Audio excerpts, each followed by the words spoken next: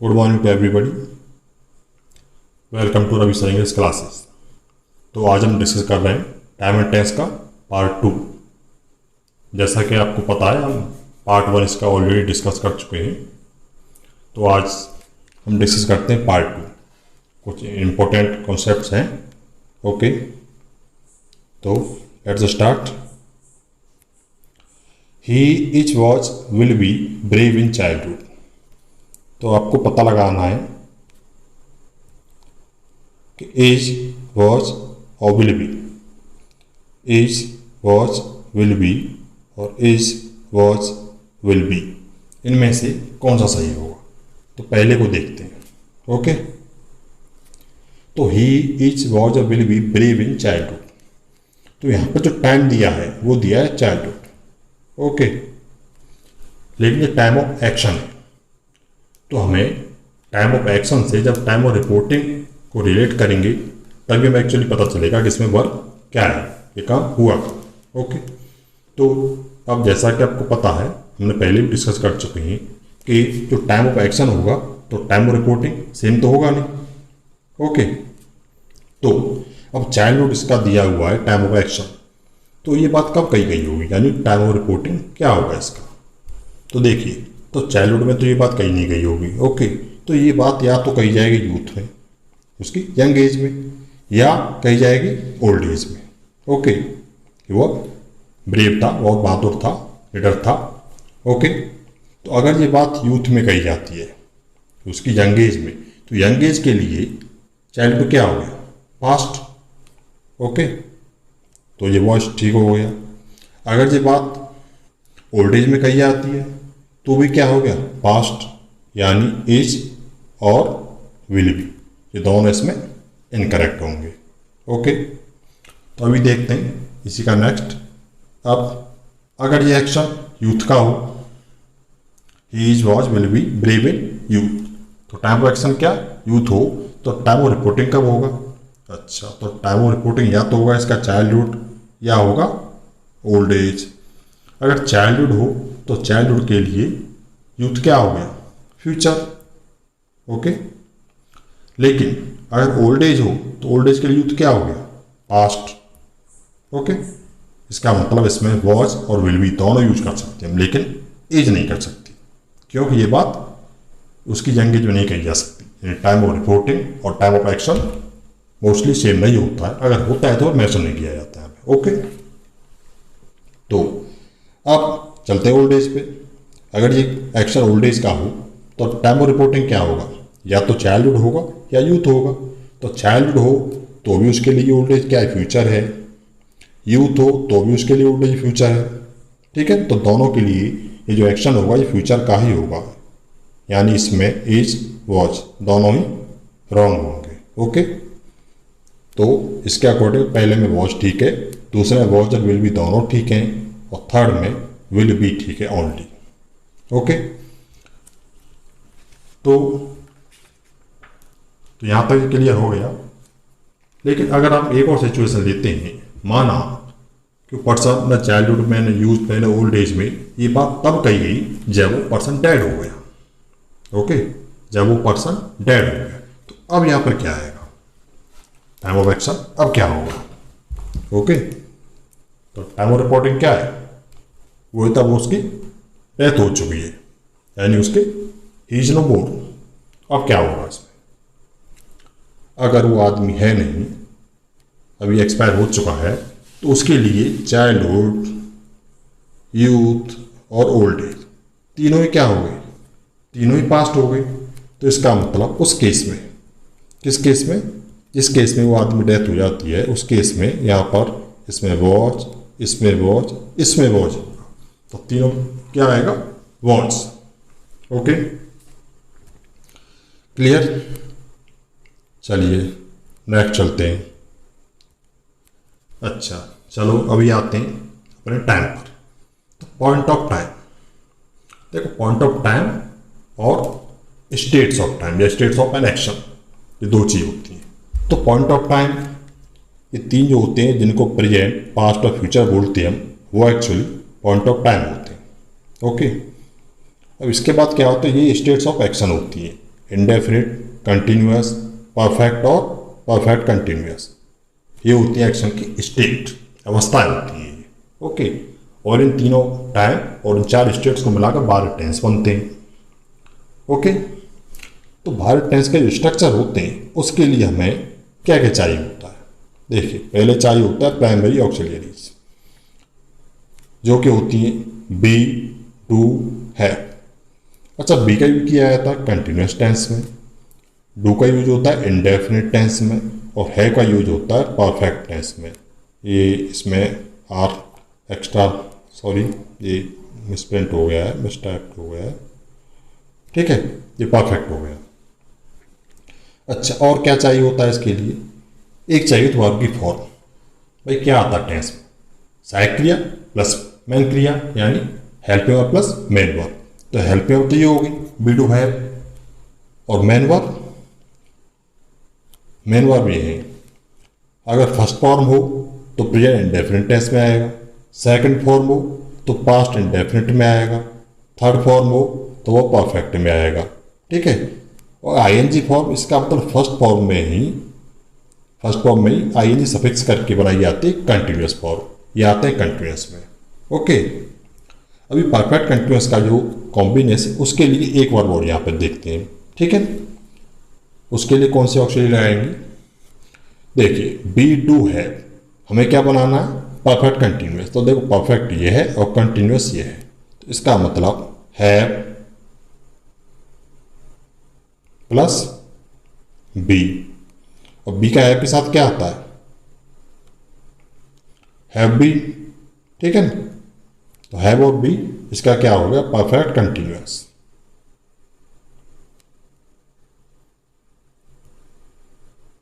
और have B का तो बी रहेगा नहीं, तो हैव यहां पर बी लेके चलेंगे, ठीक है। तो हैव बी, तो परफेक्ट कंटिन्यूअस क्या होगा? हैव बी हो गई, और कंटिन्यूअस की फॉर्म तो आईएनजी होती है। Okay, continuous form. तो देखिए, और जो यहाँ पर मैन है वो है ये चार्ट हमारा, ये सभी जानते हैं ये चार्ट को कि 12 टेंस का ये चार्ट है। लेकिन इनमें हम जो ये फॉर्म लगाते हैं मेन वर्ब की और हेल्प वर्ब की, वो किस बेस पे लगाते हैं, उसका लॉजिक क्या है, हम उसको जानने की कोशिश करेंगे। ओके, तो देखिए, इंडेफिनिट के जैसे अभी बताया, इंडेफिनिट की वर्ब कौन सी होती है? देखिए, डू, तो हमने डूडज कर दी, ठीक है ना, क्योंकि प्रेजेंट है, और ये अगर पास्ट हो गया तो हमने डेट कर दिया। और इंडेफिनिट में कौन सी फॉर्म आती है? देखिए, फर्स्ट फॉर्म। ओके, तो यहाँ फर्स्ट फॉर्म लगा दी, और एस यस आता ही है, ये सब बेसिक्स है, तो ये सब पता ही होगा। ओके, लेकिन पास्ट में हमेशा सेकंड फॉर्म आती है, इतना थोड़ा याद रखना, कोई नई बात नहीं है कि सेकंड फॉर्म जो होती है वर्ब की, सिंपल पास्ट टेंस या पास्ट इंडेफिनिट में आती तो है, लेकिन वो केवल अफर्मेटिव सेंटेंस में आती है, नेगेटिव या इंटरोगेटिव में इसकी फर्स्ट फॉर्म ही लगाती है, आपको पता ही होगा। ओके, अगर फ्यूचर की बात करें, चलो इसको थोड़ा बाद में लेते हैं क्योंकि फ्यूचर का थोड़ा अलग कॉन्सेप्ट है। अभी देखिए कंटिन्यूअस, प्रेजेंट कंटिन्यूअस का क्या है? तो कंटिन्यूअस की वर्ब कौन सी होती है? Be verb. तो बी का फॉर्म क्या होता है? बी का जो बी वो है बी ई, वो इसका बेस फॉर्म, इसका जो फर्स्ट फॉर्म होता है वो होता है इज एम आर। ओके, तो इसका फर्स्ट फॉर्म क्या है? इज एम आर, तो फर्स्ट फॉर्म आ गया। अच्छा, फर्स्ट फॉर्म के साथ अच्छा मेन वर्ब की वर्ब फर्स्ट फॉर्म में आई एन जी हो रहा है इसमें, क्योंकि क्या है? कंटिन्यूअस। ओके, यह दिया हुआ कंटिन्यूअस में क्या आएगा? फर्स्ट फॉर्म में आई एन जी, तो फर्स्ट फॉर्म में आई एन जी आ गई। अच्छा, अभी देखेंगे हम परफेक्ट, प्रेजेंट परफेक्ट देखेंगे, तो परफेक्ट में तो अभी बताया है कि हैज आती है या हैव आती है। बी डू हैव क्या है? परफेक्टिव फॉर्म में हेल्पिंग वर्ब, तो इसमें जो मेन वर्ब आएगी तो हेल्पिंग वर्ब क्या आ गई? हैज या हैव, और मेन वर्ब क्या है? हमेशा थर्ड फॉर्म आएगी इसमें, ठीक है। परफेक्ट के लिए कौन सी आती है? Third form. तो ये हो गया। अभी प्रेजेंट परफेक्ट कंटिन्यूअस, तो प्रेजेंट के हिसाब से हैज या हैव आ गई, ठीक है ना, क्योंकि परफेक्ट प्रेजेंट का क्या होता है? हैज, अभी आई हुई है। अच्छा, कंटिन्यूअस के हिसाब से और में आई एन जी आ गई, लेकिन कंटिन्यूअस के हिसाब से जो बी आएगा तो उसका हैजर के साथ क्या आएगा, बीन। तो हैजर बीन प्लस वर्ब में वर्ब की फर्स्ट फॉर्म में आईएनजी। ओके, ये पास्ट का हो गया। अच्छा, अब चलते हैं पास्ट कंटिन्यूअस। इसमें वॉज और प्लस वर्ब की फर्स्ट फॉर्म में आईएनजी क्यों है? देखिए पास्ट कंटिन्यूअस, तो देखिए पास्ट का ये दिया है, कंटिन्यूअस की फॉर्म कौन सी, आईएनजी फॉर्म। ठीक है, तो वर्ब की फर्स्ट फॉर्म में आएगी आईएनजी, और इसका कंटिन्यूअस की फॉर्म कौन सी होती है, बी। बी का क्या होता है, प्रेजेंट का तो इज आ रहा है, इज एम आर, लेकिन पास्ट में क्या होता है, वॉज। तो वॉज वर्ब के साथ कंटिन्यूअस तो सभी में कौन से आएगा, वर्ब के फर्स्ट फॉर्म में आईएनजी आएगी, जितने भी कंटिन्यूअस है। ठीक है, 3 होते हैं ओनली कंटिन्यूअस वाले और 3 होते हैं परफेक्ट कंटिन्यूअस वाले। सब में मैन वर्ब की फर्स्ट फॉर्म में आईएनजी आएगी। ठीक है, अभी देखेंगे इसका हम परफेक्ट का, पास्ट परफेक्ट। तो जैसा कि पता है परफेक्ट की कौन सी फॉर्म होती है, हैव। तो लेकिन पास्ट है तो हैव का क्या हो गया, हैड। ठीक है, और परफेक्ट में हमेशा थर्ड फॉर्म आती है, ये दिया हुआ है। ठीक है, तो यहाँ फॉर्म आ गई थर्ड। ठीक है, तो इस तरह से ये पास्ट परफेक्ट कंटिन्यूअस में भी देखेंगे। तो परफेक्ट कंटिन्यूअस में क्या हैज हैव बीन, तो पास्ट का हैज हैव का पास्ट का है तो हैड आ गया। ठीक है ना, हैड बीन आ गया। बीन किस लिए आया, कंटिन्यूअस, तो कंटिन्यूअस की फॉर्म आती है बी, बी का परफेक्ट के साथ थर्ड फॉर्म आती है, तो बी का थर्ड फॉर्म क्या होता है, बी, तो हैड बीन। अच्छा, मेन वर्ब की फर्स्ट फॉर्म में आईएनजी क्यों आई, क्यों, कंटिन्यूअस है। सभी कंटिन्यूअस और परफेक्ट कंटिन्यूअस में वर्ब की फर्स्ट फॉर्म में आईएनजी ही आती है। ओके, अब अच्छा अभी बात करते हैं फ्यूचर की। आप सोच रहे हैं फ्यूचर क्यों छोड़ दिया, तो एक्चुअल इसमें क्या होता है कि फ्यूचर में जो फ्यूचर टेंस होता है उसमें फैक्ट नहीं हुआ करते, ये केवल प्रोबेबिलिटीज होती हैं, इसलिए मॉडल्स का यूज करते हैं, प्राइमरी ऑक्सिलरीज का यूज नहीं करते। ओके, तो मॉडल्स हैं विल शैलिश की, तो सही फ्यूचर टेंस में क्या विल शैल लगाती हैं। अच्छा, ये वी वर्ब लिख दिया हमने, वैसे वर्ब की फर्स्ट फॉर्म वैसे बेस फॉर्म आती है, मॉडल के साथ हमेशा बेस फॉर्म का यूज करते हैं, उसको फर्स्ट फॉर्म बोल सकते हैं, लेकिन वो क्या है एक्चुअली बेस फॉर्म होती है। ठीक है, तो विल शैल के साथ वर्ब की फर्स्ट फॉर्म आ गई या बेस फॉर्म, और ये कंटिन्यूअस में तो विल शैल बी हो गया, ये फर्स्ट फॉर्म में आईएनजी आई, कंटिन्यूअस में आईएनजी आनी ही आनी है। अच्छा, ये फ्यूचर परफेक्ट है, तो विल शैल के साथ परफेक्ट होने के नाते क्या आएगा इसमें, हैव। थर्ड फॉर्म परफेक्ट क्या होने के नाते आएगी। ठीक है ना, और ये फ्यूचर परफेक्ट कंटिन्यूअस है, तो फ्यूचर का विल शैल हो गया, परफेक्ट का हैव हो गया, और कंटिन्यूअस का बीन हो गया। ठीक है ना, मतलब बी वर्ब आ गया, हैव के साथ बीन हो गया। वर्ब की फर्स्ट फॉर्म में आईएनजी किस लिए आ गई, क्योंकि कंटिन्यूअस है ही, मेन वर्ब की फर्स्ट फॉर्म में आईएनजी। तो ये चार्ट हो गया हमारा क्लियर। ठीक है, अब इसके आगे ये सब ये स्ट्रक्चर वगैरह आपको पता ही है, इनको बताने की आवश्यकता नहीं है। यहाँ पर एक्चुअली आप तैयारी कर रहे हो कॉम्पिटेटिव एग्जाम्स की। ठीक है, तो कुछ अब मेन कॉन्सेप्ट पर चलते हैं। देखिए, अभी ये जो स्टेट्स होती हैं एक्शन की, क्या होती हैं स्टेट्स, वो होती हैं 4। ठीक है, जो इसकी बेसिक स्टेट होती है ना, वो 2 होती हैं। कोई भी एक्शन होता है तो वो या तो इनकम्प्लीट होगा,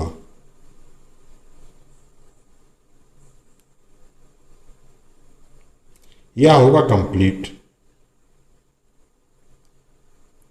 ओके भाई, कोई भी एक्शन है आपको 2 तरह के एक्शन देखने को मिलेगा भाई, या तो इनकम्प्लीट है या कंप्लीट हो चुका है। तो अगर इनकम्प्लीट है तो आएगा कंटिन्यूअस में, लेकिन अगर कंप्लीट है तो आएगा परफेक्ट में। ठीक है, अब ये परफेक्ट कंटिन्यूअस का क्या है, तो सीधा सा परफेक्ट प्लस कंटिन्यूअस दोनों को जोड़ दो, यानी जो एक्शन कंप्लीट प्लस इनकम्प्लीट हो वो आएगा परफेक्ट कंटिन्यूअस में। ठीक है, तो कंप्लीट और प्लस इनकम्प्लीट, ये हो गया। अच्छा, अभी हम देखेंगे कि इंडेफिनिट जो है उसका क्या, इंडेफिनिट है इसमें क्या होता है। तो देखिए, इसमें जो इंडेफिनिट है उसमें जो एक्शन होता है वो ना तो कंप्लीट होता है और ना ही इनकम्प्लीट, यानी neither complete nor incomplete.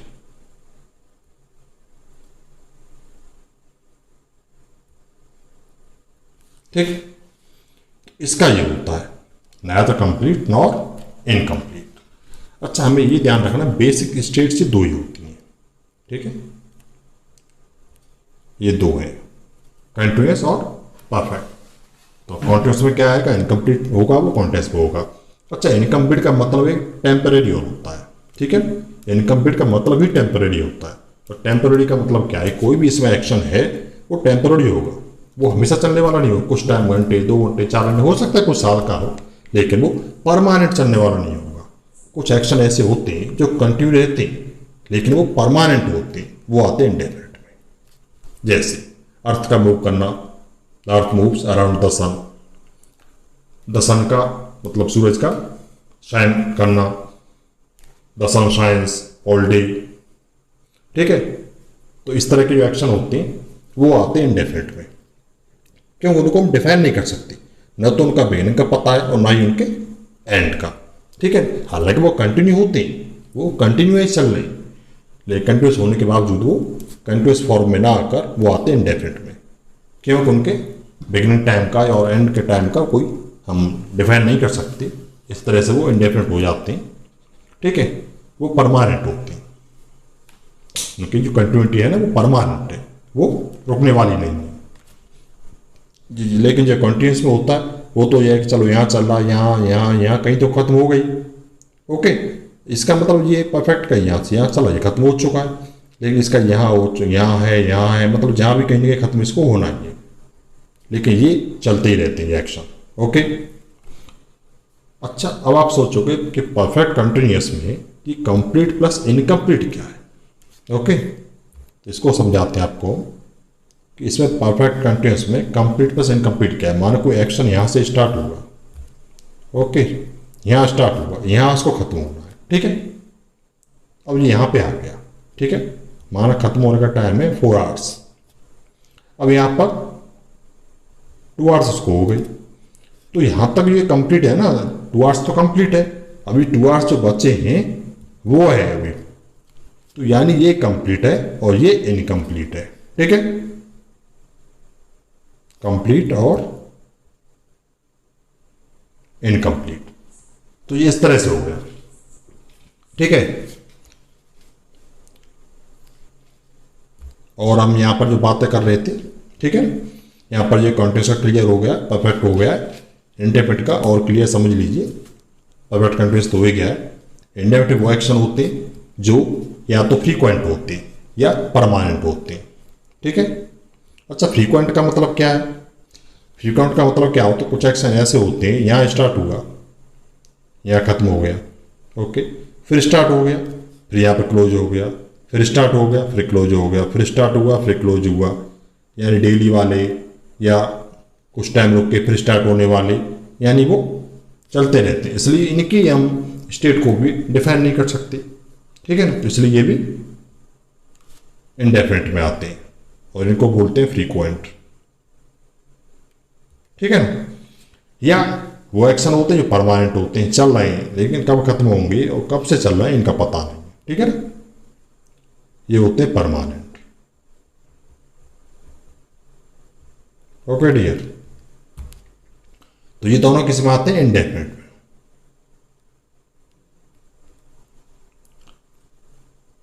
Okay.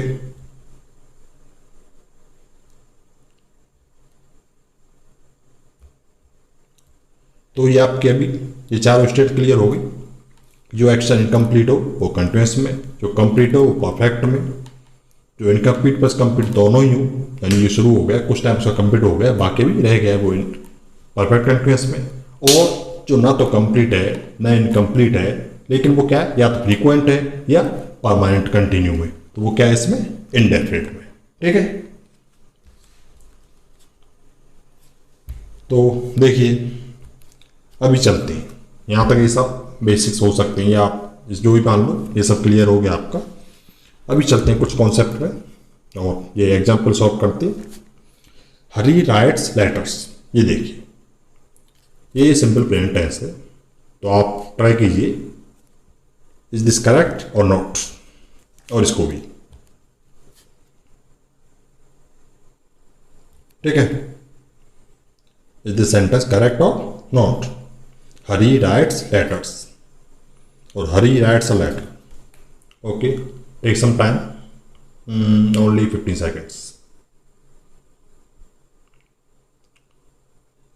You have to find out which one is correct and which one is not correct, or both are correct, or only one is correct, whatever.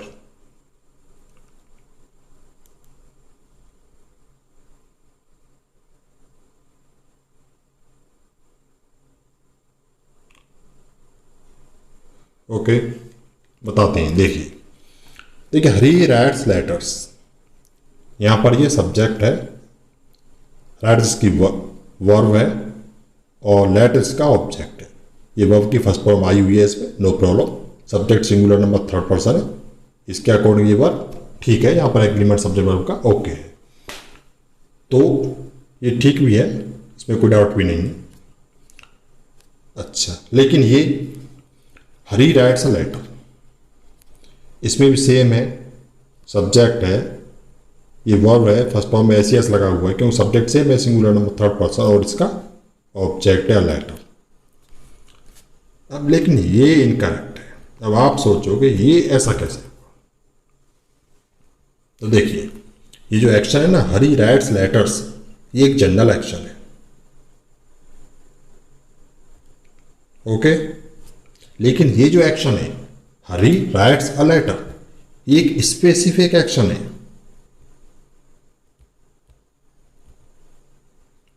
ये action एक letter लिखना general नहीं हो सकता. ऐसा नहीं एक letter को लेकर उसी लेटर को रोज लिखने लग जाए, ऐसा तो पॉसिबल नहीं है. तो कुल मिला के मतलब क्या है, ये एक्शन जो है ये स्पेसिफिक है, और स्पेसिफिक है मतलब डेफिनेट है. ठीक है, तो कोई भी स्पेसिफिक एक्शन होगा वो इंडेफिनेट में नहीं आएगा. ओके, अगर वो स्पेसिफिक एक्शन होगा वो या तो आएगा कॉन्टिन्यूस में या आएगा परफेक्ट में. ओके, तो हम इसको क्या कर सकते हैं, राइट्स की जगह पर हम या तो करेंगे is writing. Okay,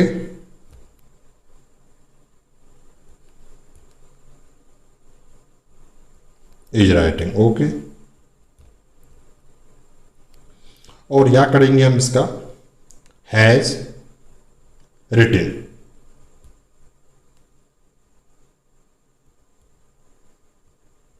okay, is writing correct है इसमें और हैज रिटिन करेक्ट है, लेकिन राइट्स करेक्ट नहीं है. यानी जो भी एक्शन स्पेसिफिक होगा वो इंडेफिनिट नहीं होगा. ठीक है ना, स्पेसिफिक मीन्स डेफिनिट, और डेफिनिट तो या तो परफेक्ट में होगा या कॉन्टिन्यूस में होगा. इनकम्प्लीट है तो कॉन्टिन्यूस में होगा, और परफेक्ट है तो कंप्लीट है तो परफेक्ट में होगा. ठीक है, तो इसमें आएगा हैज रिटन या इज राइटिंग. अच्छा, इसमें एक बात और है, आप बोलोगे कि यहां पर वॉज राइटिंग कर दें तो देखिए, तो यहां पे ध्यान ये रखना है कि हमें कोई भी करेक्शन करते टाइम वो टेंस को चेंज नहीं करना है, हमें स्टेट को चेंज करना है. अगर उससे काम चल जाता है तो, अगर टेंस का कोई कॉन्टेक्स्ट दिया हुआ है, टेंस ऑलरेडी पास्ट टाइम में कोई एडवर्ब दिया हुआ है, यस्टरडे दिया हुआ है, लास्ट नाइट दिया हुआ, तो हमें वर्ब पास्ट में करनी ही पड़ेगी. लेकिन अगर ऐसा कुछ नहीं दिया हुआ है, जैसे कि यहाँ पे कोई टाइम नहीं दिया हुआ है, तो हम इस टेंस जो प्रेजेंट है इसको प्रेजेंट ही रहने देंगे, बस इसका स्टेट चेंज कर देंगे. यहाँ पे इंडेफिनिट है, क्या कर दिया, इसका इंडेफिनिट को हटा के हमने परफेक्ट कर दिया, कॉन्टिन्यूस कर दिया. ओके, तो टेंस चेंज नहीं करना है. ठीक है, देखिए, लेकिन अब इसको देखिए, अभी क्या था, हरी राइट्स अ लेटर रॉन्ग हो गया था. अब इसको देखिए, हरी rights a letter every day. अब इसको बताइए सही होगा या गलत होगा. हरी rights a letter every day, देखिए बताते हैं. इसमें एवरी डे दिया है ना, वो एक्चुअली दिखाता है कि ये एक्शन जो है फ्रीक्वेंट है, और फ्रीक्वेंट होगा तो जैसे कि अभी बताया हुआ है हमने, फ्रीक्वेंट एक्शन किस में आएगा, वो इंडेफिनिट में आएगा. फ्रीक्वेंट या परमानेंट किस में आते हैं, इंडेफिनिट में. ठीक है ना, तो फिर इंडेफिनिट है. ठीक है, तो हरी rights a letter every day, यहाँ पर ये करेक्ट है. लेकिन यहाँ पर एवरी डे का नहीं दिया है, ऐसा कुछ नहीं दिया है कि ये इंडेफिनिट हो, यहाँ पे स्पेसिफिक है, इसलिए ये एवरीडे से फ्रीक्वेंट हो गया, अब यहाँ पर ये करेक्ट हो गया। अच्छा, अब आप कहोगे हरी हैज अ लेटर, भाई हरी राइट्स अ लेटर यहाँ पर रॉन्ग हो गया था, ठीक है ना। अब हरी हैज अ लेटर, इसका क्या हुआ, क्योंकि इसमें तो एवरीडे दिया नहीं है, कुछ ऐसा दिया नहीं जो फ्रीक्वेंट दिखाता हो या परमानेंट एक्शन को दिखाता हो। अब इसमें क्या एक इंडेफिनिट होगा, तो एक्चुअली ये भी एक स्पेसिफिक एक्शन है, ओके। और अकॉर्डिंग टू कॉन्सेप्ट ये भी होना चाहिए, इसमें नहीं होना चाहिए इंडेफिनिट में, इसको परफेक्ट में होना चाहिए, लेकिन परफेक्ट में होगा इसलिए नहीं जी, क्योंकि यहाँ पर जो हैज वर्ब है ना, वो एक स्टेटिव वर्ब है। हम अलग से एक चैप्टर में पढ़ाएंगे स्टेटिव वर्ब जो होती हैं वो, अभी केवल इतना जान लो कि stative verbs can't be used in continuous form. Stative verb जो होती हैं वो कॉन्टिन्यूस फॉर्म में नहीं आती हैं, यानी हैज का हैविंग या हैजिंग ऐसा कुछ नहीं बनता है। तो कुल मिला के ये है कि इसको हम इंडेफिनिट में ही रहने देंगे, क्योंकि इसका कॉन्टिन्यूस फॉर्म बनता नहीं है, ओके। तो ये इसलिए करेक्ट है, ठीक है। अभी चलते हैं next. He wrote a letter at this time yesterday. अब इसको देखते हैं, अच्छा ट्राई कीजिए, पता करो इसमें कोई मिस्टेक है क्या। अगर या तो यहाँ पर रूट ठीक होगा, अगर रूट यहाँ पर ठीक नहीं होगा तो इन तीनों में से कोई एक होगा, इज राइटिंग, वॉज राइटिंग या राइट्स में से। अगर रूट ठीक है तो no improvement, okay. Try.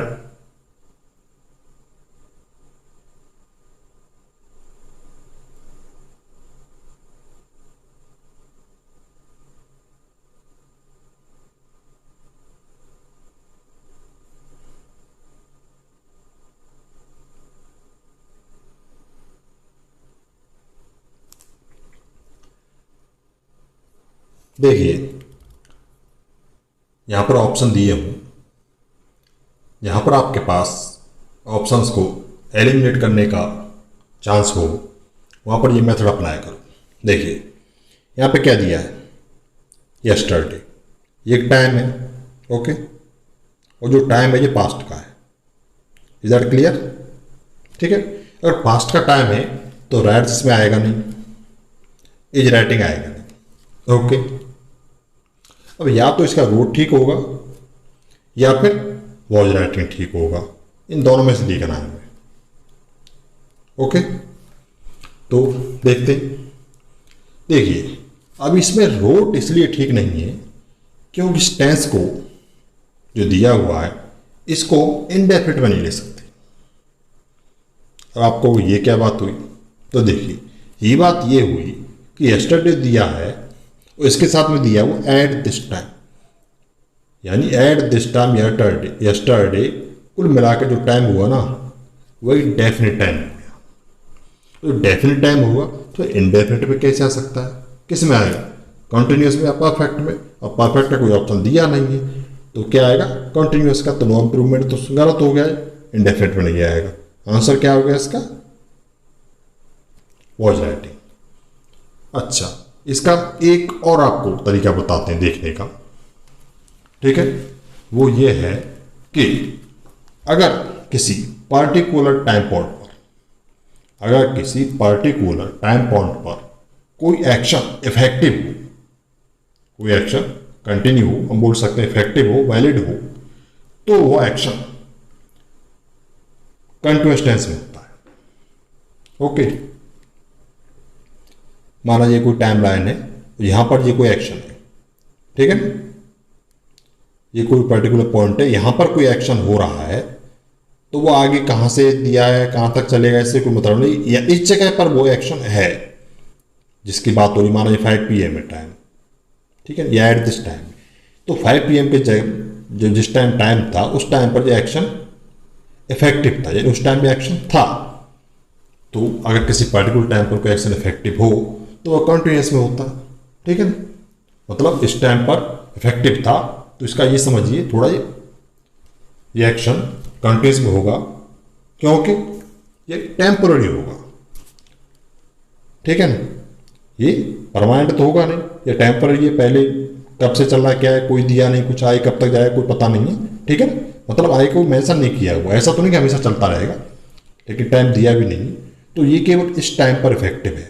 Okay, तो इस टाइम पर इफेक्टिव है तो ये टेम्पररी हो गया, और टेम्पररी होगा तो वो कंटिन्यूस में आएगा, और परमानेंट होता है तो इंडेफिनिट में आता है जैसे बताया हुआ है, ठीक है।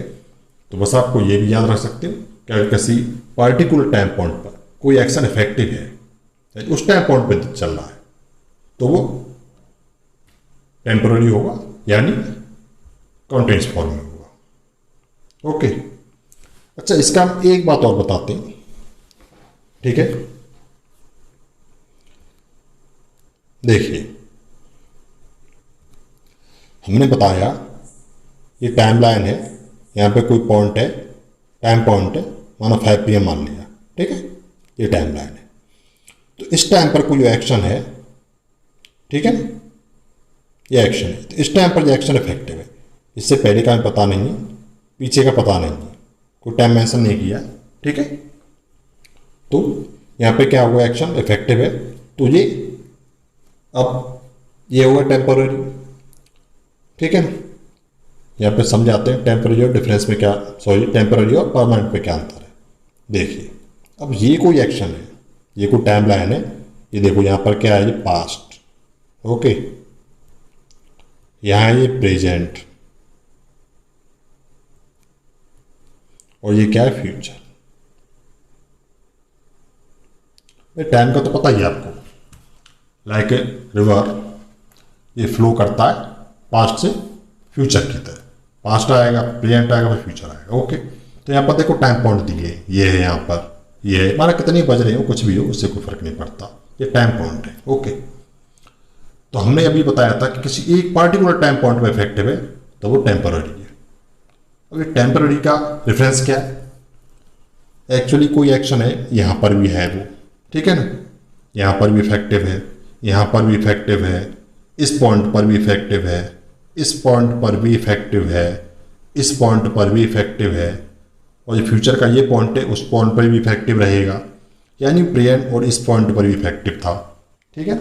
यानी अगर कोई एक्शन पास्ट प्रेजेंट फ्यूचर के हर पॉइंट पर इफेक्टिव है तो वो टेम्पोररी तो नहीं है, मतलब वो टेम्पोररी नहीं है, वो क्या है, वो परमानेंट है। अगर वो परमानेंट है तो ऐसे एक्शन इंडेफिनिट टेंस में आते हैं, जैसे कि अर्थ का मूव करना अराउंड द सन, ओके, सूरज का चमकना, नदी का बहना, ओके, तो ये एक्शन होते हैं परमानेंट। तो इनसे कंपैरिजन करें, ये इसके कॉन्टेक्स्ट में ले तो ये एक्शन क्या होगा, टेम्पोररी, ये परमानेंट तो नहीं है, हमेशा चलने वाला नहीं है, लेकिन इस टाइम पर यहाँ पे क्या, इस टाइम पर चल रहा है 5 PM पर, तो ये क्या हो गया, कॉन्टिन्यूस, यानी टेम्पोररी हो गया, इसलिए कॉन्टिन्यूस हो गया। ओके, तो यहां से ये क्लियर हुआ होगा आई थिंक, ठीक है। क्या कोई पर्टिकुलर टाइम कोड दिया हो, उस टाइम पर जो एक्शन इफेक्टिव होगा वो कंटिन्यूस फॉर्म में ही होता है, ठीक है। नेक्स्ट, अच्छा इसको देखते हैं, जैसे he is reading his book now, तो नाउ क्या है, ये एक टाइम पॉइंट है, ठीक है ना। इस टाइम पॉइंट पर ये क्या है, रीडिंग, ये एक्शन इफेक्टिव है, तो कंटिन्यूस में हो गया, okay.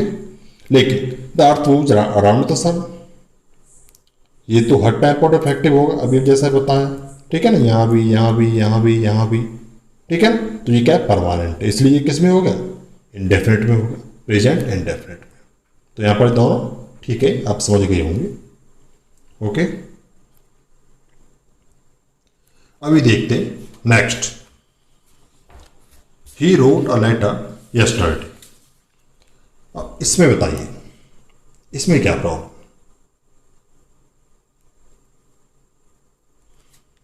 He wrote a letter yesterday. देखिए 3 time points, present, past, future, और 4 states, indefinite, continuous, perfect and perfect continuous. चारों आपको क्लियर हो चुकी।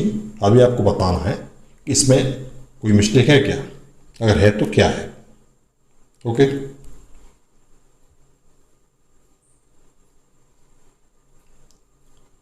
आप भी सोच रहे होंगे कि he wrote a letter yesterday, कल उसने पत्र लिखा था, कल उसने एक लेटर लिखा था, इसमें प्रॉब्लम क्या होगी?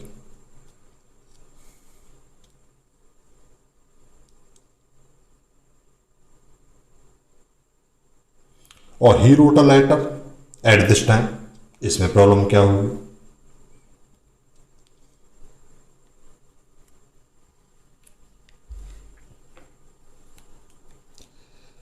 ओके, यू आर राइट, इसमें कोई प्रॉब्लम नहीं, ये दोनों सेंटेंस करेक्ट हैं। तो इनका लॉजिक ये है कि यस्टरडे है ना, वो एक इंडेफिनिट टाइम है। जैसे यस्टरडे हो, टुडे हो, टुमारो हो, सब में क्या होता है? 24 आवर्स होते हैं। और 24 आवर्स में से वो कौन सा आवर्स था या कौन सा टाइम था जिसमें लेटर लिखा गया, जिसमें ये एक्शन हुआ? नहीं है डेफिनेट ना, तो इसलिए क्या होगा? इनडेफिनिट। ठीक है। अब ऐसे ही है eight this time, eight this time मान लो, या इसको मान लो 5 PM है, इस टाइम 5 PM हो रहा है, वैसे तो 5 AM हो रहा है, वॉट है, ठीक है ना, AM कर लो इसको। अब ये 5 PM, अगर हम बोल रहे हैं he wrote a letter 5 PM या he wrote a letter at this time, अब ये किस दिन का 5 PM है? यानी 5 PM तो है, लेकिन आज के, कल के, आने वाले कल के, ठीक है, टुडे, यस्टरडे, फ्यूचर, या किसी और दिन के, किसी और डेट के, नॉट डेफिनिट। तो not definite means indefinite. Okay, तो आपको इस तरह से पता लगाना है, लॉजिकली, साइंटिफिकली आपको देखना है कि ये सही है तो क्यों है। ओके, अभी देखते हैं next.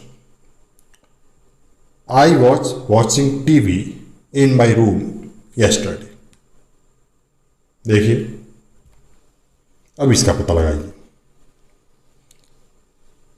Is there any mistake in the sentence और दिस इज करेक्ट।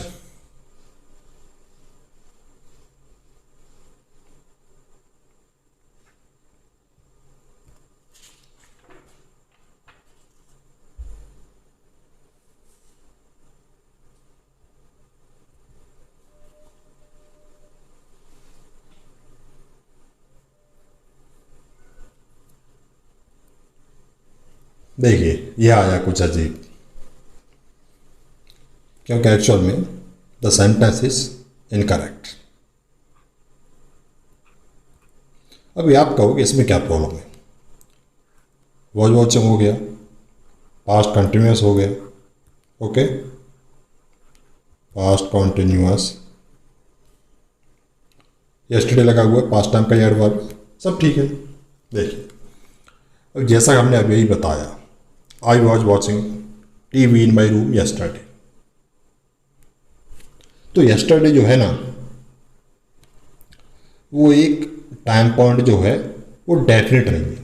अभी बताया था 24 आवर्स हैं, तो वो टीवी देख रहा था, कौन से उसने 1 घंटे देखा टीवी, 2 घंटे देखा, 3 घंटे देखा, मूवी देखी 3 घंटे की, 2.5 घंटे की, लेकिन वो कौन से 24 आवर्स में से कौन से 2.5 घंटे थे जिनमें उसने मूवी देखा, या कौन से 3 आवर्स थे, नहीं पता, मतलब इनडेफिनेट। अब इनडेफिनेट तो इनडेफिनेट पे आएगा, डेफिनेट तो हो नहीं सकता, ठीक है। तो वॉचिंग की जगह पे क्या आएगा? वॉच्ड। ओके, पास्ट का है तो पास्ट में रहने देंगे, लेकिन हम स्टेट चेंज करेंगे, कॉन्टिन्यूशन होकर ये क्या हो गया? इनडेफिनेट। क्योंकि इनडेफिनेट एक ऐसा स्टेट होता है, इसमें वो इनडेफिनेट होता है, जिसका एक्शन का टाइम डेफिनेट होता नहीं, लेकिन बाकी तीनों स्टेट है ना, कंटिन्यूस, परफेक्ट और परफेक्ट कंटिन्यूस, उनमें वो एक्शन डेफिनेट होता है, एकदम पर्टिकुलर होता है, स्पेसिफिक होता है। ओके, तो यहाँ पर क्लियर हो गया होगा। ओके, अभी नेक्स्ट देखते हैं। आई was watching TV in my room, ठीक है ना, बिल्कुल सेम इसी की तरह। यहाँ पर यस्टरडे लगा हुआ है और यहाँ पर है नहीं, तो अब इसका बताइए, इज दिस करेक्ट और नॉट?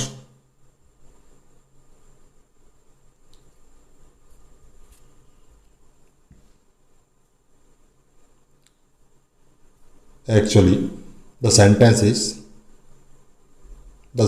is correct, क्यों है करेक्ट, और यस्टरडे लाइक इनकरेक्ट क्यों हो गया था। देखिए एक्चुअली कॉन्सेप्ट ये है कि जो टाइम होता है ना वो टेंस को डिसाइड करता है। Time decides the tense. अच्छा टाइम नहीं दिया है तो क्या डिसाइड करेगा टेंस को, वर्ब फॉर्म। वर्ब फॉर्म क्या है, ये क्या है, पास्ट कंटिन्यूअस, ठीक है। तो वर्ब फॉर्म जिस हिसाब से होगी वो टेंस हो गई। अगर टाइम दिया है तो देखना पड़ेगा टाइम डेफिनेट है या इनडेफिनेट है, कोई पर्टिकुलर टाइम है उस पर एक्शन इफेक्टिव है या नहीं है, वॉट एवर। अगर टाइम दिया ही नहीं है, उसमें टाइम मेंशन नहीं किया है, तो बड़ा ही सीधा लॉजिक है, वर्क फॉर्म देख लो जो भी है, ठीक है, ठीक है ना। तो आपको ये देखना है बस help verb main verb properly use की गई है कि नहीं, इनमें कोई गड़बड़ी तो नहीं, लेकिन टेंस के हिसाब चेंज नहीं होगा आपका। अच्छा ऐसे इसको देख लीजिए अभी, आई shall be watching TV tomorrow. I shall be watching TV tomorrow, इसमें क्या है देखिए, इसमें वही है, ठीक, टुमारो है, 24 आवर्स हैं, हमें नहीं पता कौन से हैं, ठीक है। जिस टाइम वो वॉचिंग टीवी कर रहा था यानी टीवी देख रहा था, तो ये इंडेफिनिट हो गए। तो इंडेफिनिट हो गया तो इंडेफिनिट वाला यानी कंटिन्यूस वाला फॉर्म क्यों यूज किया हमने, इंडेफिनिट वाला करेंगे, है कि नहीं, यानी future indefinite will watch. Okay भाई टाइम जो दिया है वो डेफिनेट नहीं है तो इंडेफिनेट में डाल दो, इंडेफिनेट क्या होगा, विल वॉच, हो गया करेक्ट अभी। ओके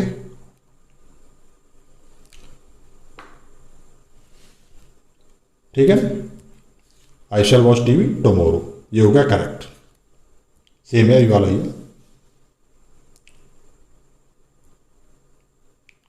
हाँ एक ही साथ ही विल वॉच का थोड़ा प्रेशर डालने के लिए शैल भी कर सकते हो आप, या शैल ही कर दीजिए। ओके ये ठीक हो गई। आई shall be watching TV at this time tomorrow. अब इसका देखिए, बताइए, आपने कई सेंटेंस पढ़े हुए अभी अभी ऐसे, आई shall be watching TV at this time tomorrow.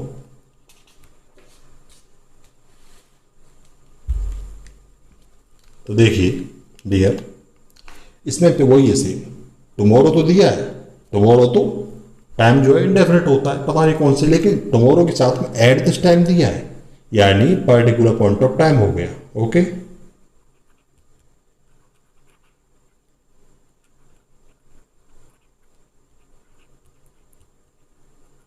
Particular point of time, तो पर्टिकुलर पॉइंट ऑफ टाइम पर ये एक्शन ऑफ इफेक्टिव है तो क्या होगा, कॉन्टिन्यूस में होगा। ओके जब पर्टिकुलर पॉइंट ऑफ टाइम पर कोई एक्शन इफेक्टिव होता है तो कॉन्टिन्यूस में होता है, अब भले वो इंडेफिनिट हो,